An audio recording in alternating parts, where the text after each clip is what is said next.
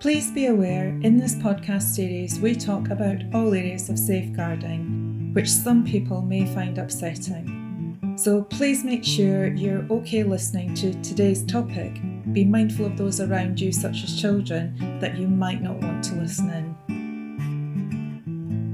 Hi, I'm SSS Safeguarding Director Sam Preston. And I'm former head teacher and content author Sarah Spinks.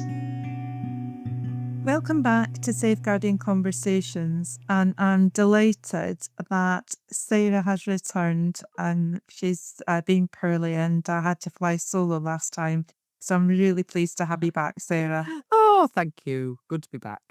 So today we're looking at the very early release of the draft Keeping Children Safe in Education, KCSIE 2026 guidance. So just to reiterate, this is the new 2026 guidance will not come into effect until September. So this is the draft that we're looking at the moment. So up until September, you work to the 2025 standards. So this version, it's still in consultation, but as we safeguarding professionals know, draft versions usually signal where the expectations are heading, and this one feels particularly significant. So we've both been through it, Sarah. What stood out to you first?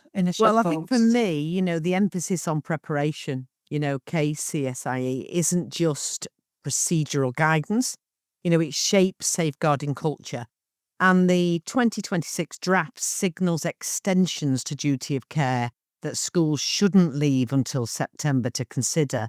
So I think it's really important that leaders have the time now to review systems properly rather than that rushing compliance later as we had last year. Yeah, I agree. And what struck me was that this version feels less about introducing new requirements and themes and more about tightening expectations around practice. I'm also really pleased that there's been quite a bit of thought about extending some of the definitions as things have kind of developed and the understandings developed. For instance, I'm sort of thinking about child-on-child abuse and the fact that perpetrators, that there could be coercion involved in there, and that also it could involve sextortion. And that's come about through statistics that we now have that we didn't have when the original definitions were set up. So for me, I think it really focuses on all the things that schools need to demonstrate and, how safeguarding actually works day to day. And it's not just whether policies exist, for example. Absolutely, completely agree, exactly. And that's particularly clear, I think, in the stronger focus on the multi-agency working. Following recent serious safeguarding incidents, there's much closer scrutiny on how organisations collaborate. So the guidance aligns more clearly with working together to safeguard children. And I think it strengthens expectations around early intervention. So we're seeing a sort of expanded early help indicators and clearer referral routes, I think, including the earlier LADO consultation where concerns involve adults working with children. Yeah, absolutely. And I think that really reinforces, we have had some very, very serious incidents. And in all those incidents, there is a common theme of a lack of multi-agency strategic safeguarding support. And there are lots of reasons for that, underlying reasons for that. Lots of workforce with caseloads that are way over the limits that they should be, difficulties in retaining and recruiting, for instance, it's social care. This isn't just about being critical of practice. There's a lot that impacts on this. But I think it is a step towards, and I find that really welcome, that it's a step towards aligning working together to safeguard children, the multi-agency safeguarding document, with the KCSIE, which is school focused. I think that's a really positive move. And, it is something we've seen in practice. Safeguarding failures, they rarely happen because a person didn't care. They happen when systems don't connect early enough. Yeah, I think that's a really important point, Sam. Safeguarding isn't increasingly framed it is increasingly framed, as a shared responsibility across agencies. And it's not something that schools can just manage in isolation. And I think that's becoming more obvious now. Although I will just have a quick shout out for something that I've been kind of lobbying for, we've still not got, and that is the ownership of a concern when a referral is not appropriate to an agency. And I think we'll still have difficulties and we'll still have time delays in getting appropriate help where it's needed because of that. I know I've spoken about this often where, there needs to be an ownership of the concern stays with the agency until it's referred on to the next accepted agency. Yeah. And I do We've feel definitely that seen that with Prevent, haven't we? yeah, Yeah. absolutely, absolutely, and in mental health as well. Yeah. Yeah. When mental health and safeguarding combine, there's definitely difficulties there as well with that. So, as whilst this is a really positive move, I still think, sadly, we'll have instances where there's difficulties that result in children not being safeguarded. But another area for me that feels strengthened is just how safeguarding concerns are defined. So the language for me, it feels, the only way I can think of describing it is it feels closer to that real school experience. Yeah, I agree. Yeah, the definitions have expanded to reflect current risks, including serious youth violence, child on child abuse, criminal exploitation and coercion, sextortion, and a clearer guidance around when mental health becomes a safeguarding issue. KCSIE continues to stress that mental health alone isn't safeguarding, but vulnerability and risk can change that threshold, really quickly. It can, and there is a new section which really just focuses on that one point, Sarah, recognizing when mental health difficulties also become safeguarding concerns, and that Yeah. places more emphasis on professional judgment rather than checklist, safeguarding or checklist Absolutely. referrals. Very much so. One of the biggest shifts, it certainly runs throughout the document, and this is an area that I think, schools are really going to have to stop and appreciate the absolute breadth of the effect that this will have on everything in school, not just the things that, have been highlighted in the news, Mm. is around AI. Yeah. And I've been working on And that quite a bit, haven't I, Sam? and I Yeah. know you've been doing a really huge piece of work updating our courses and our policy library. It's just really examining how embedded artificial intelligence now is throughout the guidance. Yeah, and I think, it's important to know AI is no longer treated as emerging. Yep. It runs through behaviour, online safety, child protection, pastoral care, GDPR, and curriculum planning. And leaders now, I think, really need to think not just about how about people use of AI, Yeah. but staff use as well, and the governance implications that follow that. Yeah, absolutely. And online safety, more broadly, that's clearly evolving alongside that. Where it's interesting, a couple of years ago when there was this big focus on there's now requirements for filtering and monitoring. And that was, this is another absolutely massive area. And we're now moving beyond those kind of traditional filtering conversations, aren't we? Oh, definitely we are. Alongside KCSIE, a 2026 government consultation is considering restrictions or age assurance requirements for children's use of VPNs. So that's virtual private networks. And due to concerns that, these tools may allow young people to bypass the online safety protections, really. Yeah. And at the time of recorded, Sam, no legal duties have changed, but it highlights something important. Schools need awareness of the circumvention behaviours when assessing online risk. Yeah, absolutely. It reflects what many DSLs are already saying. Safeguard and risk isn't just about access anymore. It's about how determined young people can navigate around the controls. And I think, Exactly. yeah, Yeah. I also think that we also have to bear in mind we've got pieces of legislation which are not likely to gain royal assent until September, like the Children Well-being. Wellbeing Bill. Mm. Now that is expected to become into statute in September. Now there's lots of things in there about online safety.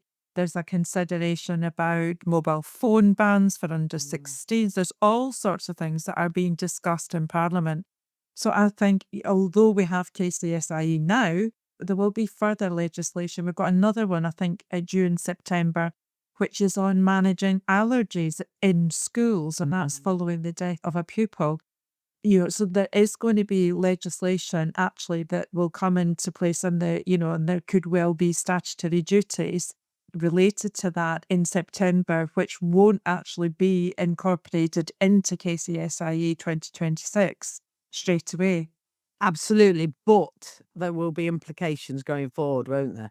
So, I mean, I think Absolutely. it's really important for us to think that, education, supervision and awareness, are becoming just as important as technical safeguards.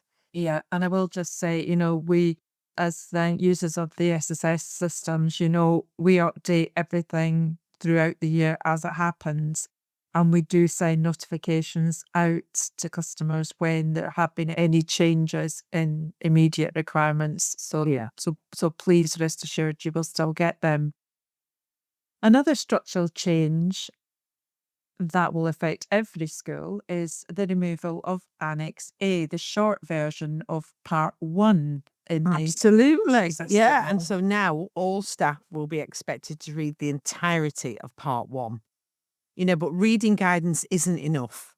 Yeah. We know that. Leaders must ensure staff understand how to apply safeguarding expectations in practice, recognizing concerns, recording appropriately, and acting confidentially. And confidently. They need to be Yeah. confident. Yeah. Yeah, absolutely. And I think that's a big one actually, because we're talking about training shifts from information delivery here to professional understanding. And that raises the importance of audit trails. In this year, our updates, we're also looking at an additional Part 1 course. So in addition to the courses that we'll produce on what's new, we're looking at creating a Part 1 course that'll support staff, which looks at all the statutory Part 1 requirements and, explains those expectations.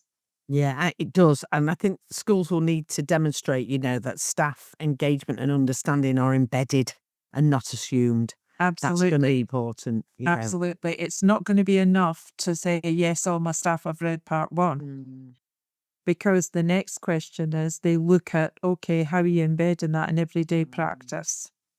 Yeah. And naturally, as well, that leads into policy review. Yeah, it does. Schools should plan a full safeguarding policy review ahead of September 2026, including child protection, behaviour, online safety, staff conduct, AI use, and pastoral systems. I think the key message isn't urgency, it's structured preparation. Absolutely. And I know we'll be working on updating our policy library prior to the beginning of September, just to ensure that all the KCSIE updates are in there. But also, when we do that, we look at the emerging themes and we look at good practice, and we kind of build all that in. So that will be done for September, but it is work that all schools will need to think about, making sure they diary that in. So if you had to summarise the overall message of KCSIE 2026, Sarah, what would it be?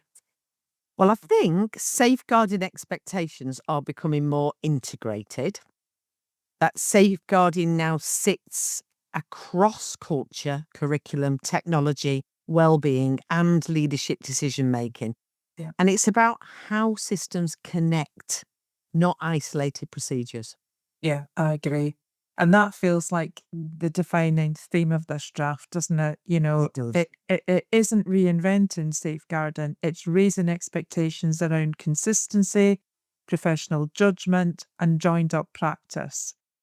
And I think schools should use this consultation period to reflect, to train, to prepare, then that implementation becomes far more manageable. Before we finish, it's also worth remembering, again, this is still draft guidance and the consultation is open. The Department for Education is actively inviting feedback from schools, colleges, safeguarding professionals, governors, and organisations working with children and young people. Consultation responses, they help shape the final version of KCSIE. So this is a real genuine opportunity for practitioners to influence national safeguarding expectations. If you'd like to contribute, you can access the consultation through the DFE consultation portal, or just go into Google and type DFE KCSIE consultation. That'll get you there. Responses usually involve reviewing the proposed changes and sharing professional views on how they may work in practice. You'll be prompted as you go along, and it also includes any operational challenges or unintended consequences. I think it's really important, Sam, isn't it, that frontline voices are included. Yeah, Those working directly with children often see the practical realities that policy alone that just can't capture. absolutely. And we will include the consultation link in the episode notes, so you can review the draft guidance yourself and take part in the consultation if you wish. So thanks for listening to Safeguarding Conversations. We'll continue to help you translate that safeguarding practice into confident, practical action. I can confirm SSS Learning will be producing 2 update KCSIE 2026 courses, one for governance and leadership and one for staff. And as I said earlier, a full Part 1 course for members of staff new to KCSIE. So thanks for listening. We'll continue exploring what the changes mean in practice as the consultation progresses. And let's move on from getting that guidance on paper to safeguarding that works in practice. Thanks for listening.